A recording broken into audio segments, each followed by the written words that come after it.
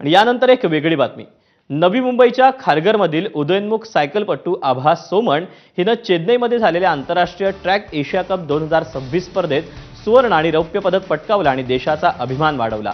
29 ते 31 जानेवारी 2026 दरम्यान झालेल्या या स्पर्धेत पनवेल तालुक्यातील 17 वर्षीय आभानं भारताचं प्रतिनिधित्व करत टीम स्प्रिंट प्रकारात सुवर्ण पदक तर वैयक्तिक 200 मीटर स्प्रिंटमध्ये रौप्य पदक पटकावलं।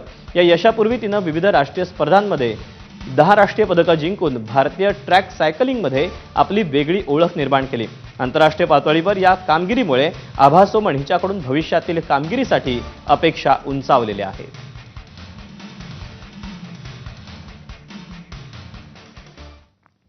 आणि या बातम्यांसोबत बुलेटिनमध्ये वेळ झाली छोट्याशा ब्रेकची। अपडेट घेऊन लगेच परत येतोय। पाहत रहा एबीपी माझा।